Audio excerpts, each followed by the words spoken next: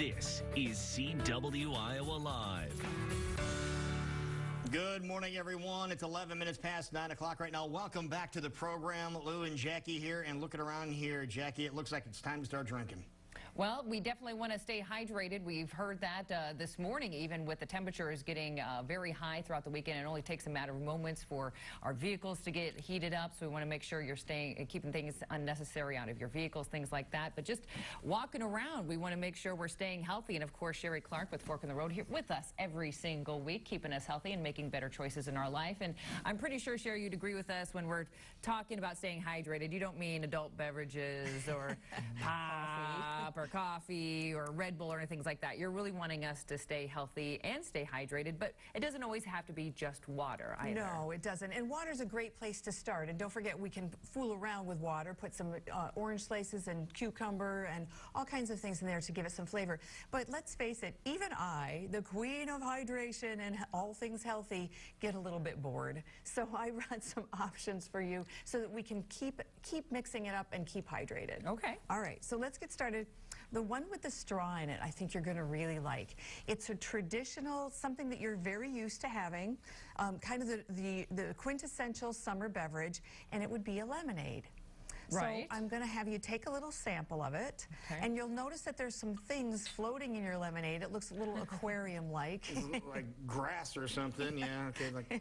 No, we got a little bit more high-end than grass. It's rosemary. Okay. So what I've done is I've made you a very, very simple lemonade. It's a lot of water. That's a good thing. Okay. It's a lot of fresh squeezed lemon juice. That is really good. Isn't that tasty?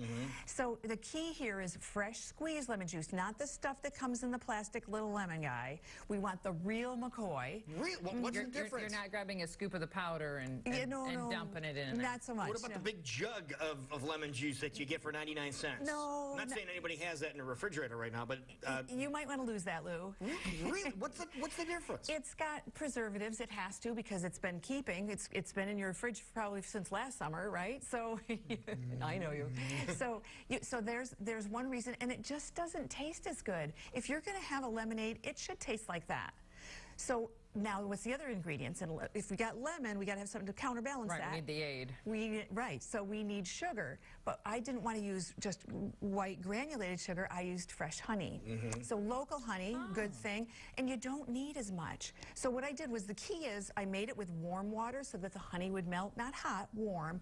Then I stirred in the lemon juice. Then I infused the rosemary overnight, which I think gives it a very nice little subtle flavor. And I think it really ramps that up and makes it almost gourmet.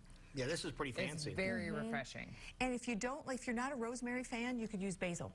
That would be another really nice option. So there you go. And these are readily available in your local produce section or farmers markets. And rosemary is a cinch to grow. And it'll stay growing.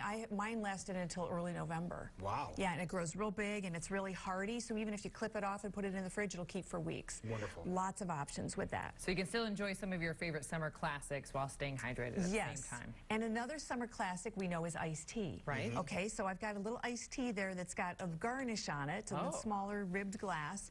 Now, what I've done here is, it's not a traditional tea in the sense that oftentimes we'll use black tea, which has caffeine in it, which is a diuretic, which defeats the purpose of trying to stay hydrated. True. So what I did was I made you a tea out of figs, which is why it's garnished with a fig. Fig tea. Fig tea and ginger and just a little bit of water, and that is the only ingredients in there other than cinnamon, which I used as also to kind of ramp up the flavor. So do you steep it like you would a normal tea, so to speak? I put it in hot water because I wanted to do it last night, and I really, go ahead, you can use those. You take the fig like this with hot water and drop it in there. Right, so the figs are dehydrated when I put them in there, and I should have brought you one so you could see what it looks like. It's not a fresh fig, it's a dehydrated fig, Calimyrna or turkey, wild brown turkey, whatever kind you have handy, and they're very sweet. So that's what adds the sweetness to the iced tea, and then the ginger gives it a nice flavor, and then cinnamon. Yeah, and it might surprise you, but I don't have dried figs in my cupboard right now. Where do I get dried figs? Easy to find. They're at the health food store in the bulk section very often, which means you can buy two. You can, if you want to try this and you don't want to buy a whole ton of them, just go ahead and buy a couple. And I pulled those out so that you can drink them. This is what it looks like when it's being made, and you can see the ginger and the bloated figs in there. I took those out because they're really good to eat. They're tasty and they're sweet, and it's a really nice little treat. I actually even liked them smashed onto a cucumber. So you've got the crunch and then the soft bit of the fig. It's really nice. So not to scare everybody, if they're looking at the brown jar of liquid here, that's those reconstituted figs you're talking about, and there's ginger and a little bit of cinnamon. A little bit like a cinnamon stick in there? No, I put dried cinnamon. You can use cinnamon sticks if you want, but I used all those up this winter when I was making. That's good. Yeah. And then just water. And how long do you let that sit? I did that again before I went to bed. I did it probably 8 o'clock, 9 o'clock last night. Now, does that stay on the counter or go in the fridge? I kept it on the counter, and then this morning when I got up, I wanted it to be cold for you, so I stuck it in the fridge. Okay. And I like it without ice. If you wanted to make it a little stronger, then you could ice it down. Okay. So you know I'm a big fan of juices. So you can see that we've got some carrot juice in here in the little wine glass. So the carrot juice, I'll have you just go ahead and taste that if you'd like. It's just a plain carrot juice that I'm into ginger these days. I really people think of it as being a winter spice because it's warming.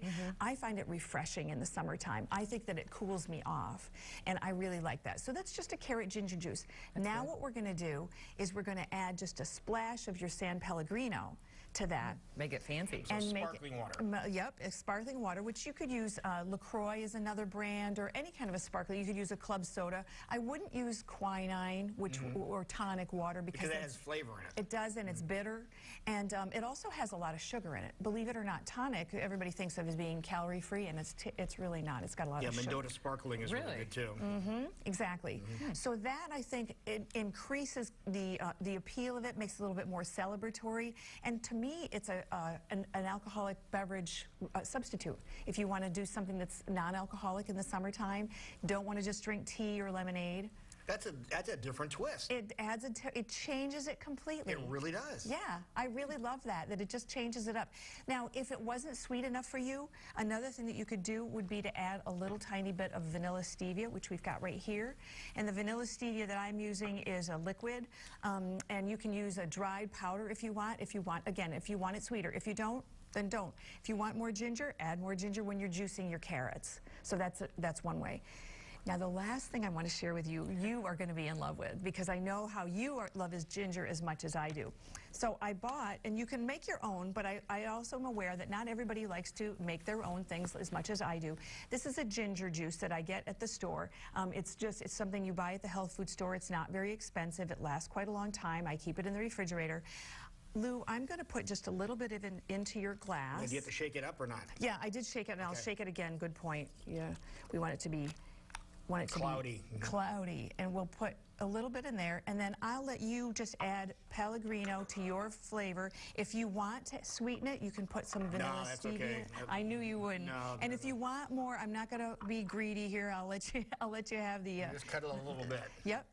I never heard it. I've seen ginger, like minced ginger that comes in a jar, kind of like chopped garlic. Right. And I always keep some of that in the refrigerator, but I haven't seen the ginger juice. Yes. So this really kind of creates a ginger ale, and it's really nice. And people who do consume alcoholic beverages, if you wanted to have like bourbon and ginger in the summertime, that makes it really refreshing. Oh, nice. So it's a really different, and then you can control how much ginger or how little ginger. I really like it. So you're basically creating a ginger ale, is what you're saying. You're creating a ginger ale. It's an unsweetened one, so it's got a pretty pronounced ginger flavor. That has kind of like, for those people that are familiar with ginger ale, kind of a Werner's bite to it. It really does taste like Werner's. Yeah, it does. That is really good. Right, so you know it's pure. And it's only 2 ingredients, and we haven't adulterated it with preservatives. It doesn't have sugar in it. It doesn't have, again, if you want it sweeter, this is no calories to speak of. If you want it sweeter, you just put in your little vanilla stevia. And this is readily available too? The ginger juice? Yeah, very readily. Right. Yeah, we are getting some. You can get some of this in a traditional supermarket as well. So this is really easy options, lots of things to do. Remember also you can combine, you know, Arnold Palmer's. Right. You can combine your tea and your lemonade and mix that up. So don't be afraid to experiment. The big thing is here, stay hydrated. It's going to get hot out there. Get creative, but be smart about it at the same time. All right, if people want more details, great recipe ideas. I know we're keeping it simple for you this morning, but they might want to talk to you anyway, Sheree, because you always have great things going on. Thank you. Where can they go? You would go to www.fork-road.com or drop me an email at info@fork-road.com. I love to answer questions. Perfect. Thank you, Sheree. Great to see you. You're welcome. Keep it Cheers. hydrated. Yes, cheers.